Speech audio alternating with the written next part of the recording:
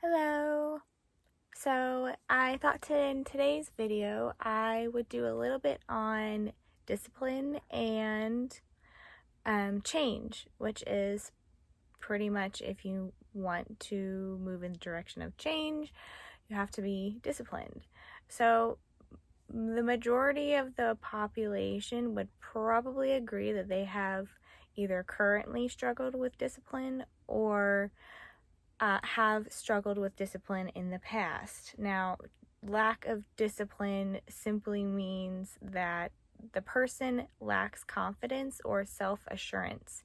So we're actually dealing with a little bit of anxiety if you are a person that lacks discipline. In order to create change, you have to be willing to know how to self-regulate and to be able to have the ability to self-govern or control yourself to make change.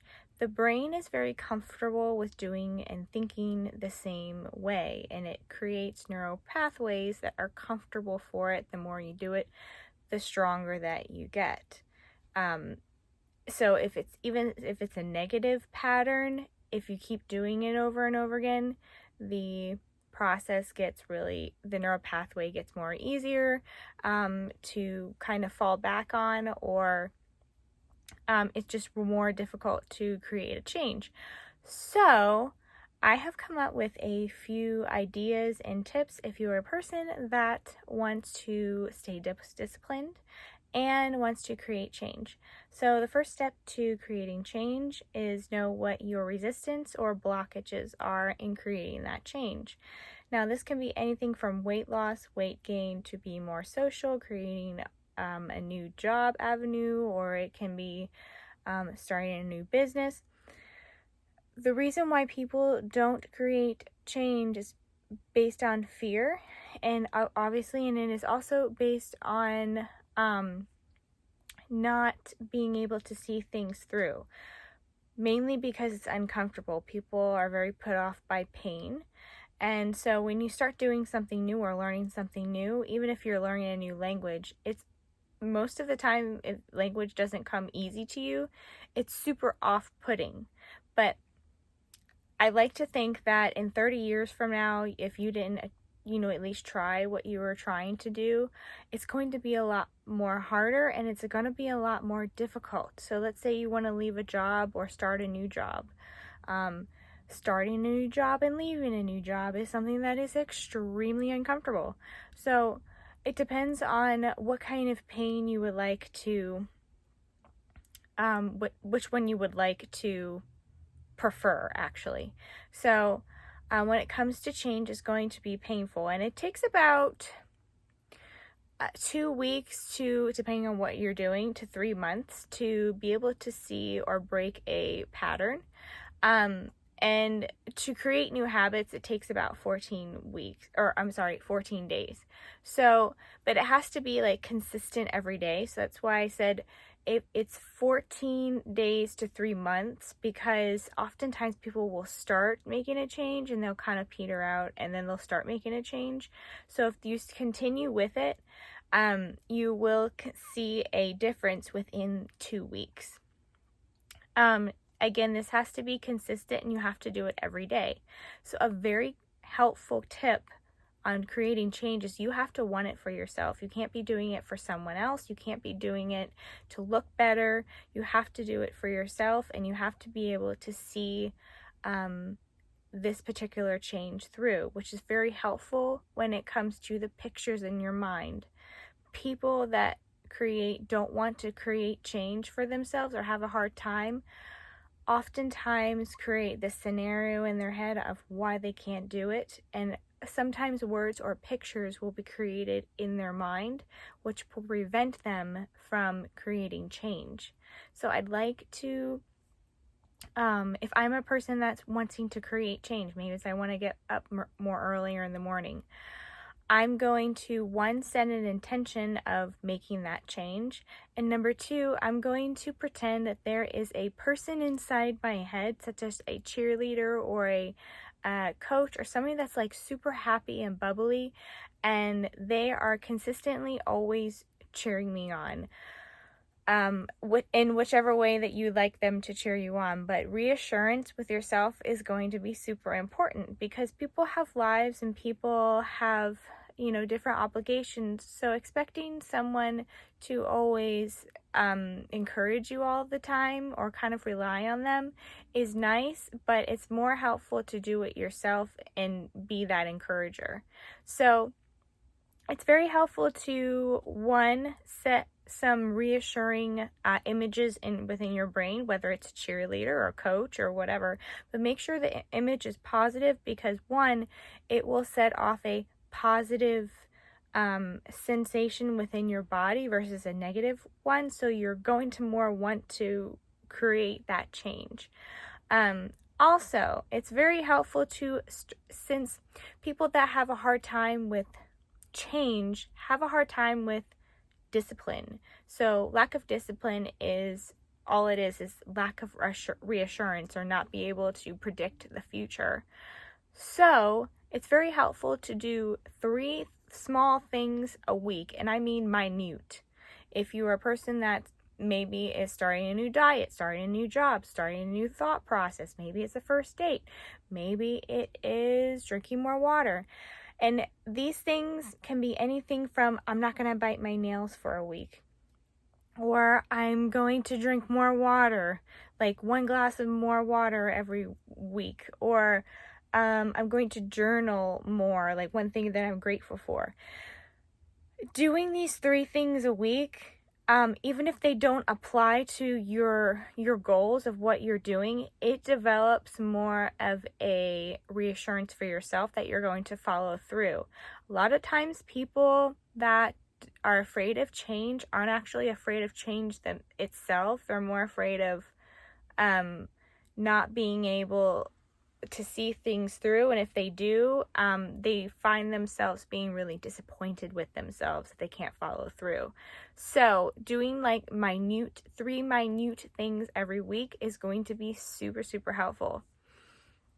Also, making a schedule or sticking to a schedule is also going to be super beneficial. Now, you don't exactly have to write the schedule down, but on your days off of working, get up at the same time, which I am currently working on. I'm terrible at waking up at the same time, but it's very helpful to if I don't get up at the same time, I make sure that I have a routine of brushing my teeth, taking a shower, eating something that day. So that way you're having more of a predictability during your day. People that are more like orderly and conscientious, they are more detail oriented and they're not as creative, but they typically kind of have a lower anxiety rate because they are more orderly and they have more of a schedule oriented mind about them. So predictability is more easier to come by during your day-to-day basis. This will also kind of train your nervous system to be more calm, and you're going to have some type of predictability during the day. Also, if you're not particularly like a fan of being orderly during the day, maybe you're like more creative.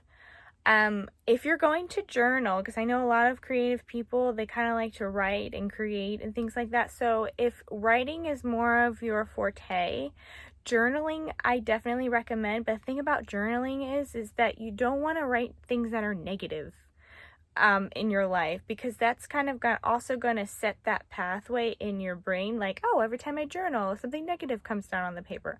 So if you happen to journal that day, make it, if it's going to be like something that just really bothers you and you're going to put it down on paper, make sure to back it up by things that are positive as well.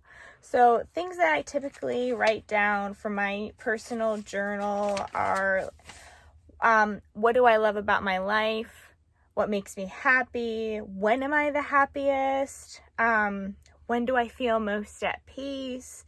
What calms and soothes me? So this is kind of also puts you into perspective that life isn't all crappy. And you're also, when you write, you strengthen the neural pathways in your brain.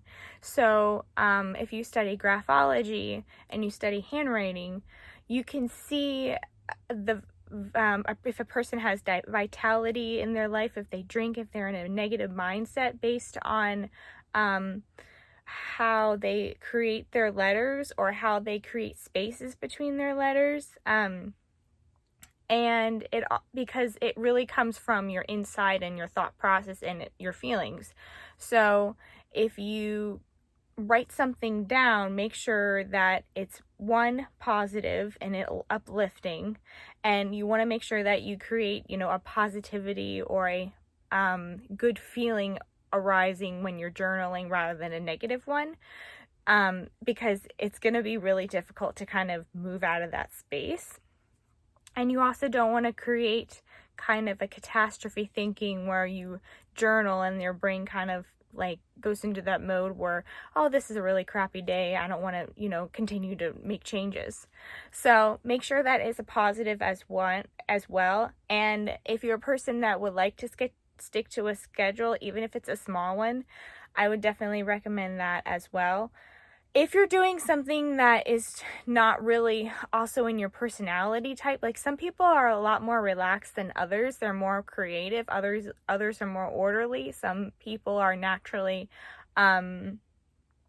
have more anxiety, like they're more prone to anxiety than other people. It depends on the makeup and the epigenetics in your environment. So the easiest way that I could describe epigenetics is your environment and how you're responding to that environment and what genes kind of kick on or kick off. So I personally don't believe that genes they can be hereditary, but just because your mom has something doesn't mean that you necessarily have to take on this gene. And that really comes into your power of your beliefs.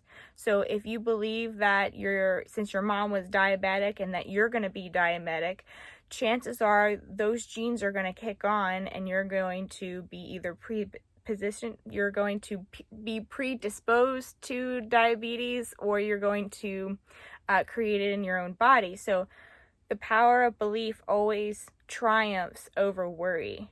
Power of belief always triumphs over worry. And if you would like more information on how to stop worrying, I will leave the link in the description box below, which is really helpful for people that kind of struggle with anxiety and depression and things like that. So thank you guys so much for listening. And of course, I will leave my writings and my session availabilities in the description box below. And of course, don't forget to check out this amazing artist. And I will leave his info and description box in the description box below. I'm always really a big fan of upcoming artists as well. So you guys are amazing, and I will see you in my next video.